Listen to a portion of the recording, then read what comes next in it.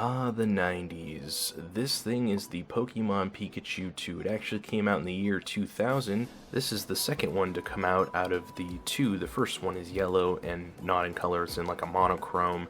This one's in color and it's like a silvery glittery pattern, which I happen to like a lot. Looks just like a Game Boy. It's got the D-pad, the B and A button, and start and select. And it's like a Tamagotchi. And a pedometer. It works with the Game Boy Color only, which is kinda cool, and it only works with the gold, silver, and crystal versions. These two pieces of tech had infrared sensors on the top, which is how they interacted with one another. It was pretty neat for the time, but if I'm remembering correctly, a piece of dust could get in the way of the sensors and it would fuck everything up. Anyway, enough with the chit chat, let's get into this. I want to show you guys what I experienced from back in the day. First thing you want to do is start a new game and select the color because this is in color. Also set the time because Pikachu does different stuff during different times of the day, but we'll get to that in a minute. Alright, you got the time set and Pikachu runs up to the screen and gives you a little wave, and I love the little beeps and bloops that this thing makes. Let's check out one of the more simple features of this device, which is just an alarm clock, but it's a little bit more than that. You can actually make your own custom tones, which is pretty sick. It's crazy to think something this small has a feature like this. This is early chiptune for sure, and I'm a huge fan of that, and it has all the keys. They're all there. Now, I'm not the best with keys and stuff like that, so I'm just gonna mess around with it and just make a jumbled, piled, pixelated mess. And I'm gonna speed up the footage so this goes by pretty quick, and we can see the result of my madness. Let's set the alarm and wait.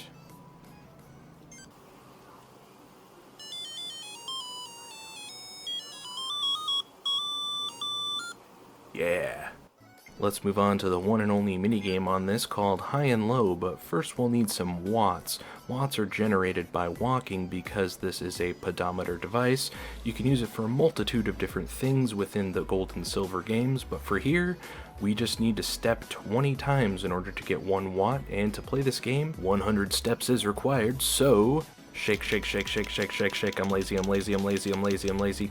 Now that we have the watts required to play, this is a guessing game. Pikachu will flip the first card, and if you think the other card is going to be high or low, you use the D-pad in order to indicate so. And it's kind of addicting, but when you lose everything. You can generate a ton of watts by doing this, and if you're lazy like me, you're just going to shake it every time you lose.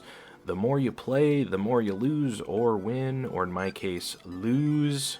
Fuck! There's a couple different ways you can use these watts in-game and on this little device, and when you have enough, and you want to try to get a cool item within the Pokemon games, all you have to do is go to the present option and hit send. Go to the Celadon City department store and speak with the mystery gift girl and link up with your infrared from there. Another thing you can use watts for is increasing your friendship status with Pikachu. Just go to the give option, and I'm going to give him 17 watts. I think that's a decent round number, and yeah, let's see what happens.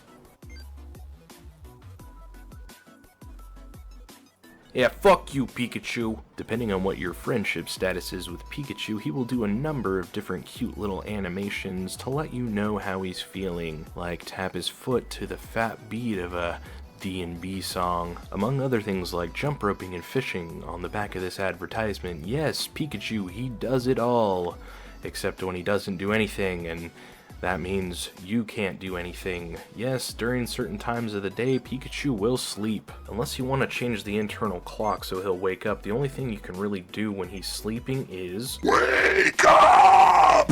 And as sad as this is, if you neglect your Pikachu, he will go inside his Pokeball. He hates you that much. You become a stranger to him, and the only way you can get him to come out is feed him watts. So yeah, just shake, shake, I guess.